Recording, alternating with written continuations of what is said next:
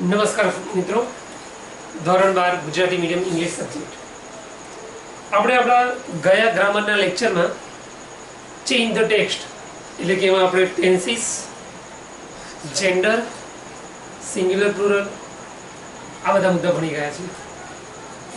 હવે આજે આપણે એક્ટિવ પેસિવ વોઇસ આપણો ગ્રામરનો બીજો જે ટોપિક છે એના વિશે અભ્યાસ કરવા જઈ રહ્યા છીએ. એક્ટિવ પેસિવ વોઇસ પર તમારા બોર્ડ એક્ઝામ પેપર પ્રમાણે પેપર સ્ટાઇલ પ્રમાણે 2 માર્ક્સનું પૂછાતું હોય છે. તમને એક પેરેગ્રાફ આપવામાં આવે છે. પેરેગ્રાફમાં 4 થી 5 વાક્યો હોય છે. દરેક વાક્ય અલગ અલગ કાળનું હોય. એક્ટિવ વોઇસનું એને આપણે પેસિવ વોઇસમાં ફેરવવાનું હોય છે, કન્વર્ટ કરવાનું હોય છે. હવે એક્ટિવ પેસિવ વોઇસ માટે આપણે દરેક કાળની અલગ અલગ વાક્ય રચનાનો અભ્યાસ કરવો પડશે. પણ એ પહેલાં એક્ટિવ વોઇસમાંથી પેસિવ વોઇસમાં રૂપાંતર માટેના 5 સામાન્ય નિયમો છે, એના વિશે આપણે ચર્ચા કરીએ. આમ તો આપણું રિવિઝન જ કહેવાય એક પ્રકારનું, કારણ કે વોઇસ આપણે 9મા ધોરણથી અભ્યાસ કરતા આવ્યા છીએ. એટલે તમારે ખાસ આ નિયમોને ફરી એક વખત જે હું તમને ત્યાં સમજાવું છું એને એક ફરી વખત રિમાઇન્ડ કરવાના છે. અને ત્યાર પછી આપણે દરેક કાળની રચના જોઈશું, એના વાક્યોની પ્રેક્ટિસ કરીશું અને છેલ્લે લાસ્ટમાં આવશે પેરેગ્રાફ પ્રેક્ટિસ. તો આપણે શરૂઆત કરી આપણે સૌથી પહેલાં એના જનરલ રૂલ્સ એટલે કે સામાન્ય નિયમોથી. એક્ટિવ વોઇસમાંથી પેસિવ વોઇસમાં ફેરવવાના નિયમો ટોટલ કુલ 5 છે. પહેલો નિયમ છે, વાક્યની શરૂઆતમાં ઓબ્જેક્ટ એટલે કે કર્મને મૂકો. કર્મ કેટલાક વિદ્યાર્થીઓને ખ્યાલ નથી આવતો કે ભાઈ ઓબ્જેક્ટ શું છે, એક્ઝેક્ટ વાક્યમાં ક્યાં આવેલું હોય. કેટલાક વિદ્યાર્થીઓ અધર વર્ડ્સને આગળ લાવીને મૂકી દેતા હોય છે. તો એ તકલીફ ના પડે એટલા માટે આપણે એને ઓળખવા માટેની એક નિશાની કે તમે વાક્યમાં વોટ વડે પ્રશ્ન પૂછો. વોટ એટલે શું, અને તમને જે જવાબ મળે એ આપણું ઓબ્જેક્ટ ગણાય, કર્મ ગણાય. બીજી જે તમારે એને ઓળખવું હોય તો વાક્યમાં તમને જો ક્રિયાપદ ઓળખતા આવડતું હોય, વર્ગ, તો ક્રિયાપદ પછી તરત જ ઓબ્જેક્ટ એટલે કે કર્મ આપેલું હોય છે. તો એ રીતે પણ તમે તેને ઓળખી શકો છો. વાક્યની શરૂઆતમાં ઓબ્જેક્ટને મૂક્યા પછી આપણો જે બીજા નંબરનો મુદ્દો છે એ છે કાળ અનુસાર વાક્યમાં કાળ ઓળખવાનો કે ભાઈ કયા કાળનું આ વાક્ય છે.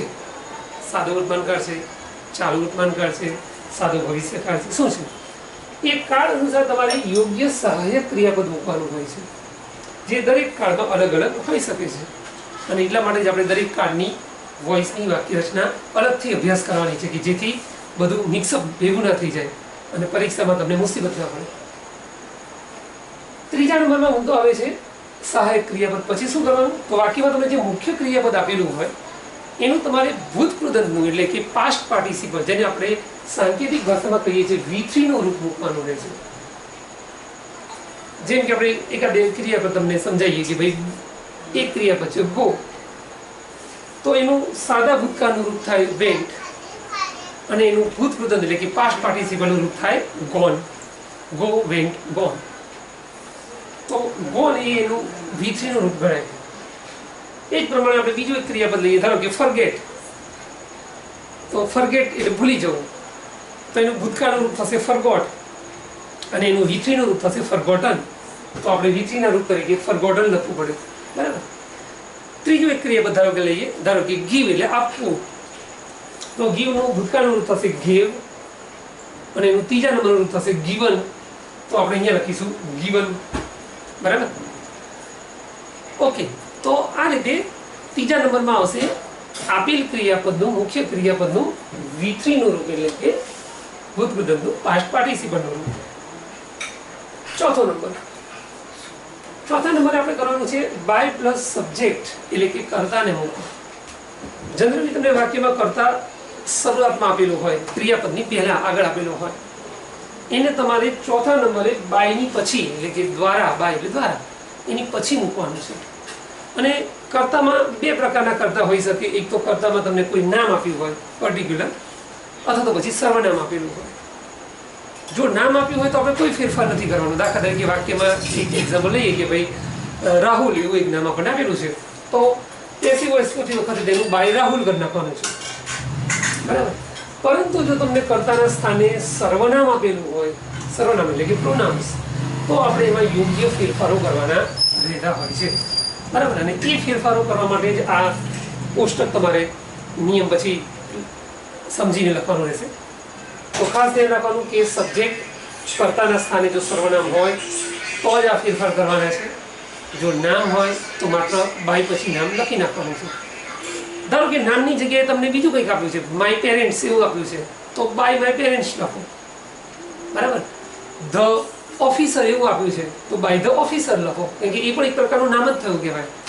સર્વનામમાં માત્ર આટલા જ શબ્દોનો સમાવેશ થશે જે તમને પુસ્તકમાં દેખાઈ રહ્યા છે, જોવા મળે છે. હવે જનરલ રૂલ, સામાન્ય નિયમનો છેલ્લો 5મો નિયમ, વાક્યના અંતે OW એટલે અધર વર્ડ્સ, અન્ય શબ્દો એ મૂકવાના હોય છે. અન્ય શબ્દો અલગ અલગ પ્રકારના હોય. દાખલા તરીકે સ્થળ સૂચક શબ્દ હોય, જેમ કે in the office, in the classroom, at home, આ બધા સ્થળ સૂચક સમય શબ્દો. એ ઉપરાંત બીજા અન્ય શબ્દો કયા હોય છે? સમય સૂચક અન્ય શબ્દો. હવે સમય સૂચક અન્ય શબ્દોમાં ઇન ધ મોર્નિંગ છે, એટ નાઇટ છે, લાસ્ટ યર, નેક્સ્ટ વીક, આ બધા સમય સૂચક શબ્દો થશે. તો સ્થળ સૂચક શબ્દ હોય કે સમય સૂચક શબ્દ હોય એ આપણે વાક્યના અંતે છેક મૂકવાના હોય છે. પણ જો તમને એ બે સિવાયના પણ કોઈ અન્ય શબ્દ આપેલા હોય, આ સ્થળ અને સમય સિવાયના, તો પછી તેનું સ્થાન ક્યાં હોય? તો પછી તેનું સ્થાન હોય બાયની આગળ, બરાબર. એટલે ખાસ આપણે આ 5મા નિયમને ડિટેલમાં થોડો અભ્યાસ કરીશું કે અન્ય શબ્દની અંદર સ્થળ સૂચક કે સમય સૂચક અન્ય શબ્દ ન હોય તો એનું સ્થાન બાયની આગળ રાખીશું. ઓકે, તો આ 5 નિયમો આપણે વ્યવસ્થિત રીતે તૈયાર કરી લઈશું તો વોઇસમાં આપણને દરેક પાળમાં વાક્ય રચના સમજવામાં કંઈ જ તકલીફ નહીં પડે. ઓકે, તો આ એનો બેઝિક રૂલ્સ છે જે ખાસ અભ્યાસ કરવાના છે. હવે જે આપણે વાત કરી કે ભાઈ સર્વનામને કોષ્ટક પ્રમાણે બદલવાના, યોગ્ય ફેરફાર કરવાના, તો આ છે એનું કોષ્ટક, ટેબલ ઓફ પ્રોનાઉન્સ. એક સાઈડ આપણે એક્ટિવ વોઇસના સર્વનામ લખેલા છે, તો સામેની સાઈડ આપણે એનું પેસિવ વોઇસમાં કેવી રીતે રૂપાંતર થઈ શકે તેના સર્વનામ લખેલા છે. સર્વનામ તરીકે સૌથી પહેલું સર્વનામ લઈએ આઈ, તો એનું થશે બાય મી, મારા દ્વારા. બીજું સર્વનામ લઈએ વી એટલે કે અમે, તો એમાં થશે બાય અસ એટલે કે અમારા કે આપણા દ્વારા. યુ, બંનેમાં એકવચનમાં પણ યુ રહે છે, બહુવચનમાં પણ યુ રહે છે, તો એમાં થાય છે બાય યુ એટલે કે તારા કે તમારા દ્વારા. ચોથા નંબરમાં સર્વનામ છે હી એટલે કે પુરુષવાચક સર્વનામ, તો એનું થાય છે બાય હિમ. ત્યાર પછીનું સર્વનામ છે સી એટલે કે તેની, તો એમાં આવે છે બાય હર.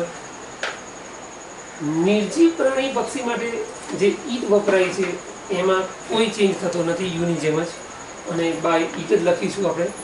જો કે ઈટ સર્વનામ કર્તા તરીકે બહુ ભાગ્યે ઓછું વપરાતું હોય છે, કારણ કે એ માત્ર પ્રાણી પક્ષી કોઈ સ્પેશિયલ ક્રિયા કરતું હોય એવું ઉલ્લેખ આપ્યો હોય તો જ વપરાતું હોય છે. પણ છતાંય કદાચ અપવાદરૂપ આવે તો આપણે એમાં પણ બાય ઈટ લખીશું. અને સૌથી છેલ્લે હી સી ઈટનું બહુવચન જે સર્વનામ છે ધે, એનું આપણે પેસિવ વોઇસ કરતી વખતે તેઓના દ્વારા એટલે કે બાય ધેમ કરવું પડે છે. તો આ થયો સર્વનામનું કોષ્ટક અને આ એના 5 સામાન્ય નિયમો.